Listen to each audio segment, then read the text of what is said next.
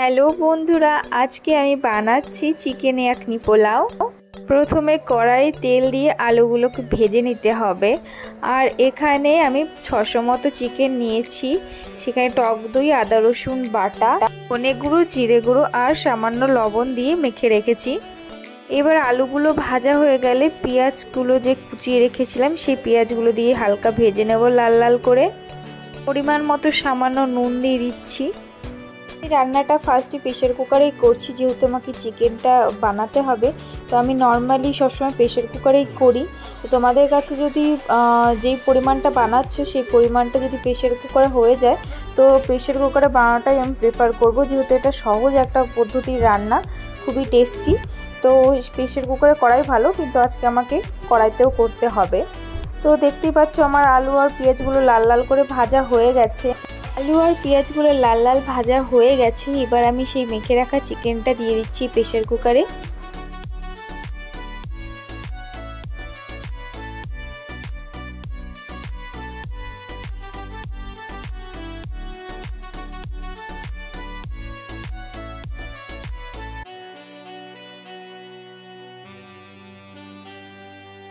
এবার আমি চিকেনটাকে ভালো করে নেড়ে চেড়ে নেব 2-3 মিনিট মতো, যতক্ষণ না আমার মশলাগুলো থেকে কাঁচা গন্ধ চলে যাচ্ছে ততক্ষণ ভালো করে নেড়ে নিতে হবে।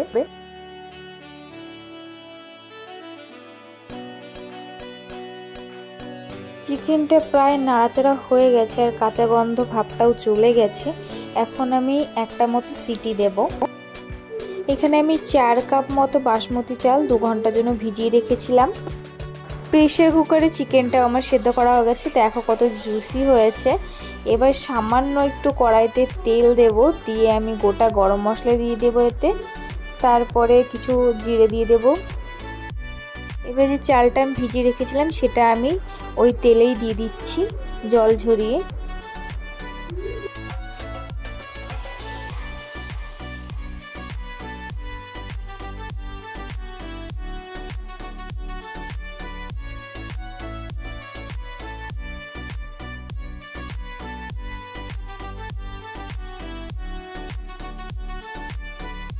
চালটা হালকা নেড়ে চেড়ে এবার আমি সেই প্রেশার কুকারে সেদ্ধ করা চিকেনটা দিয়ে দিচ্ছি। এটা চিকেনের যে জুসটা, মানে যেটাকে আমরা ইয়াকনি বলছি, এটার সাথে প্রেশার কুকারেই বা কড়াইতে করো, পুরো ওর যে চিকেনের জুসটা সেটা পুরো চালের সাথে মিশে যাবে। আর এটাতে কিন্তু কোনো হলুদ দিচ্ছি না, এটা পুরো সিম্পলভাবে একটা যে সাদা পোলাও হয় সেইভাবে পোলাওই করা হচ্ছে।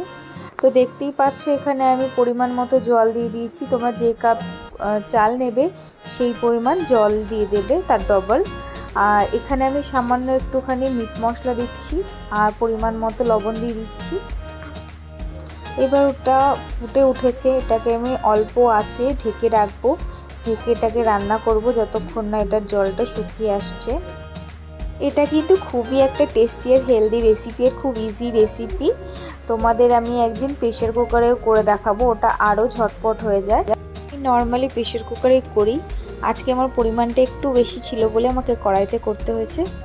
এবার আমি পরিমাণ মতো ঘি দিয়ে দিচ্ছি একটু। এই জলটা শুকিয়ে গা মাখা হয়ে আসলে তখন গ্যাসটা অফ করে আমি ঢেকে রেখেছিলাম। তো দেখো কত সুন্দর ঝরঝরা, আর দেখতে কত সুন্দর হয়েছে, খেতেও কিন্তু খুবই টেস্টি। তোমরা অবশ্যই ট্রাই করো, কমেন্ট করতে কিন্তু ভুলো না তোমাদের কেমন লাগলো। তোমরা সবাই ভালো থেকো, দেখা হচ্ছে নেক্সট ভিডিওতে, বাই।